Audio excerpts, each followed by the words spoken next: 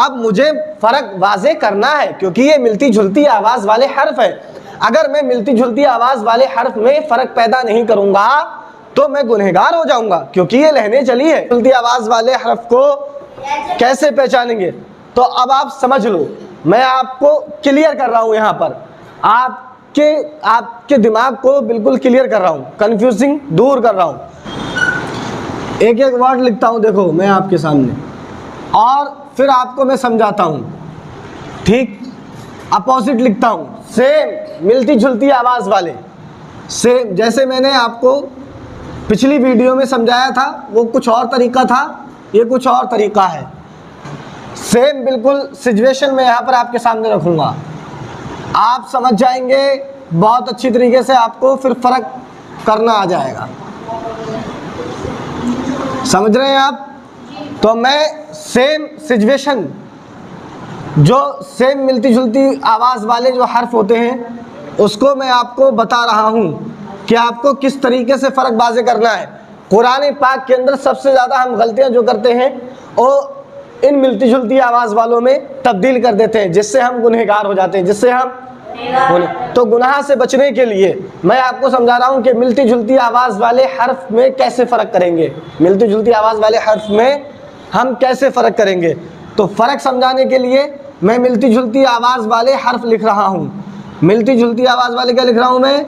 हर्फ आपके सामने लिख रहा हूँ। और अब आपको फैसला करना होगा आपको क्या करना है, आपको गुनहगार होना है या कुरान में हरूफों को फ़र्क में लाना है। तो ये चीज़ मैं आपको आपके सामने बिल्कुल क्लियर तरीके से वाज़े तौर पर रख देता हूँ, ठीक है? अब देखो, गौर करो, ये क्या मैंने लिखा है? अलिफ ता ज़बर, ता ज़बर, क्या हो गया? अत्ता। और ये क्या मैंने लिखा? अपनी अलिफ त्वा ज़बर, त्वा ज़बर, अत्ता, क्या हो गया? अब ये है अत्ता। अगर इसको भी मैंने अत्ता पढ़ दिया तो क्या करा मैंने? त्वा को ता में तब्दील कर दिया, त्वा को ता में बदल दिया। तो अब मैं क्या करूँगा? इसको पढ़ूंगा महीन आवाज़ में, इसको पढ़ूंगा महीन आवाज़ में। कैसे? अत्ता। कैसे पढ़ूंगा? अत्ता। और ये त्वा को पढ़ूंगा मैं मोटी आवाज़ में। क्या किस में पढ़ूंगा मैं? मोटी आवाज़ में। कैसे पढ़ूंगा? अक्का। कैसे पढ़ूंगा? अक्का। याद रखना। तो इसको मैं महीन आवाज़ में पढ़ूंगा अत्ता, और इसको मैं मोटी आवाज़ में पढ़ूंगा अक्का। जैसे कि हमने अपनी पिछली वीडियो में देखा था कि जहाँ पर पुर हुरूफ कितने होते हैं? 7 होते हैं, जो हर हालत में पुर होते हैं। सिचुएशन कोई सी भी हो, कंडीशन कोई सी भी हो, हर हालत में क्या होते हैं? पुर होते हैं। तो अब ये त्वा काय का है? ये पुर हुरूफ है, ये हुरूफ मुस्ताहलिया का त्वा है। तो इसको हम क्या करेंगे? पुर करके पढ़ेंगे, यानी मोटा करके पढ़ेंगे। और ये हुरूफ मुस्ताहलिया का नहीं है, ये बारीक हरफ है। तो अब हम इसको क्या पढ़ेंगे? आराम से पढ़ेंगे, अत्ता। और इसको क्या करेंगे हम? अक्का। क्या करेंगे? अक्का। अब ये क्या लिखा है? अस्सा। क्या लिखा है? अस्सा। और ये क्या लिखा है? अव्वा। अव्वा।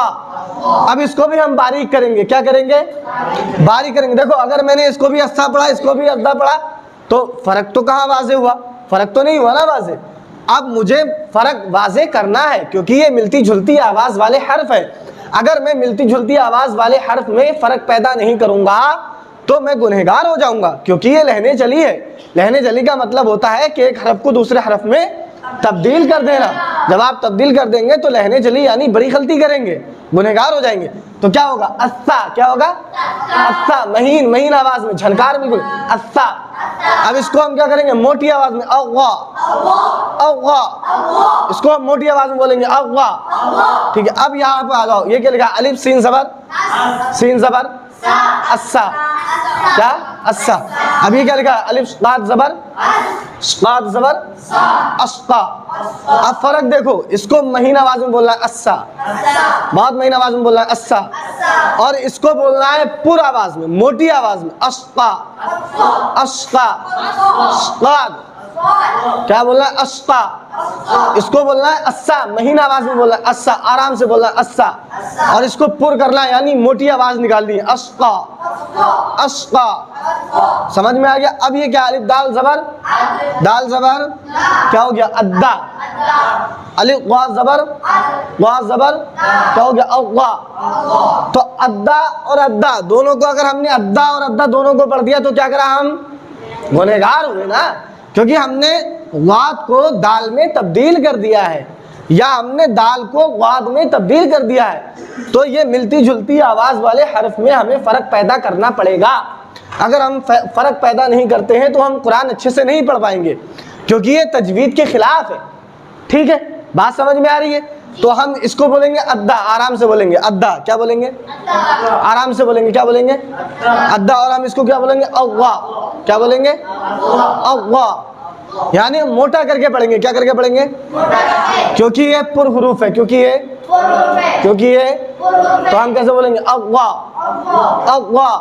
और इसको बोलेंगे अद्दा, अद्दा, बिल्कुल महीन आवाज करेंगे, अद्दा। अब देखो ये क्या लिखा है? अक्का, बड़ा काफ है। क्या है? अक्का।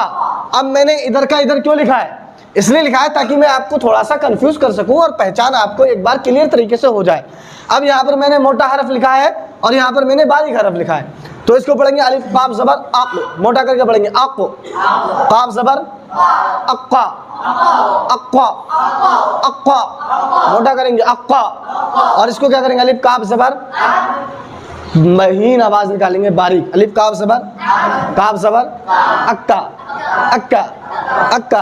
तो इसको आराम से पढ़ना है, ठीक है? महीन आवाज से पढ़ना है, आराम से पढ़ना है अक्का, और इसको पढ़ना है अक्का, इसको पुर करके पढ़ना है अक्का। तो याद रखना, जो पुर अल्फाज है वो हर हालत में, हर सिचुएशन में पुर होंगे, ये आपके लिए बहुत ज़रूरी है। और मदरसा नेटवर्क के दर्शकों के लिए भी बहुत ज़रूरी है कि आप अपने बच्चों को ये फ़र्क बताएं।